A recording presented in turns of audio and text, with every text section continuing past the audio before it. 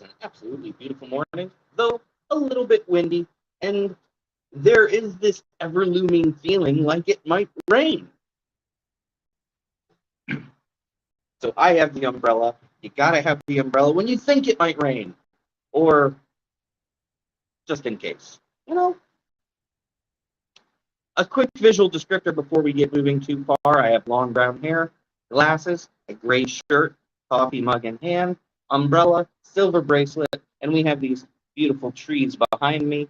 And I can already see some drips of water. I'm going to put the umbrella down, though, because we are in the gazebo in the public park space near the river. I can hear the river in the distance. It's beautiful. It really is. Oh, get your coffee, tea, whatever it may be, whatever gets your day going. I need this little cup of comfort. I'm not going to lie, I need it.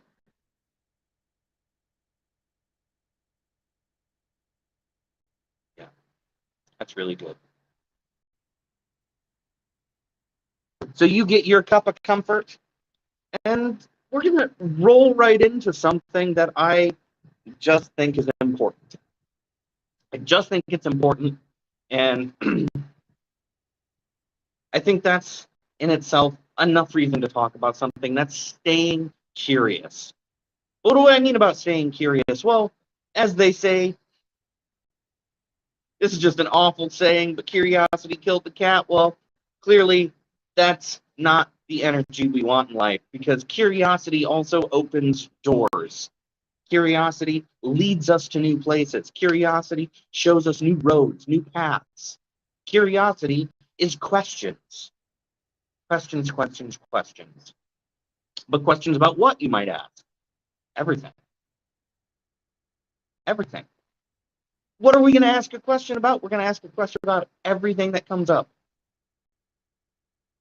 Now, there is a balance with curiosity that should be maintained. And what is this balance? Well, that's really hard to define, because sometimes you can ask so many questions that people don't want to continue answering them. So you need to balance out asking people questions and asking questions and seeking information. The truth is, though, you can never know everything about any subject. I don't know everything about every subject. I don't know everything about even the things that I specialize in. There's always more to learn. And that's really what curiosity is. It's learning, it's growing, it's expanding our minds and our understanding, and sometimes expanding our points of view, sometimes even changing our opinions. That last one, for some reason, is a sticking point for people, because some people don't like to change their opinions. We get really stuck in a mode of thinking, or a way of thought, or even a belief system that we don't want anything to contradict it. We don't want to question the things that we have opinions on. But those are most certainly the things that we should question. It doesn't mean you have to change your opinion, but you should definitely question your opinion. And you should question what you think.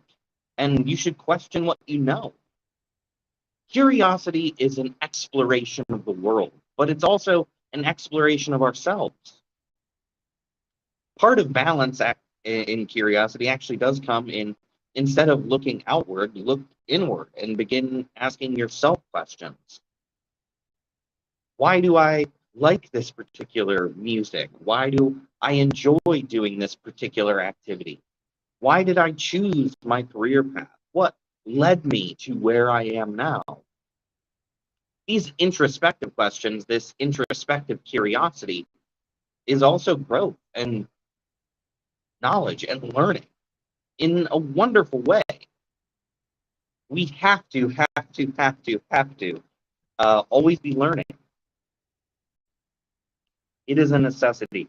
We're never going to be a complete expert. That's a depressing thought for some people. that you can never be a complete expert. I mean, you can gain expertise. You can even gain a position where you can call yourself an expert, but to be a complete expert, 100%, you know everything there is to know about a subject, it just isn't going to happen. Throughout your life, there's still going to be more to learn, or things will change and grow and develop and adapt. If you work with coding software, coding languages, and the unbelievably large number of variables you can come up with in all of these languages, they're always going to be developing further. If you're an artist, there's always more to learn about art. You're always going to be able to improve. You're always going to be able to gain some new skill or refine skills you have. That's the fun thing about life. No matter how long you live, there's always more to know, more to do, more to see. In this digital age, in this time of jet planes and being able to do phone calls and video calls with someone on the other side of the planet with almost no lag or latency at all, makes us feel like the world is small. The world is enormous. There are still parts of our own planet that, as far as we know, no person has ever stepped foot in, ever explored. Which means there's still so much more for us to gain and to learn and to see and to do. There's parts of the ocean that we haven't sent cameras to yet. There's parts of the rainforest where we're still we're still finding new species, new animals. And that is kind of a macro scale of that curiosity. And also a reflection upon how little we understand what's around us. Now, let's not go too macro. Let's refine our curiosity slightly. Whatever your interest, skills, hobbies, career, stay curious, keep asking questions, and keep exploring. We're going to switch this way. Starting to get a little break in the clouds, and I would like to still be able to see. Keep exploring. Keep looking. There's so much more yet to be understood and yet to do.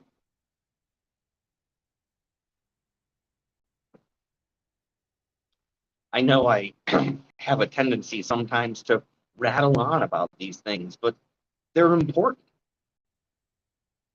especially when it comes to our skills and refining them. So I guess my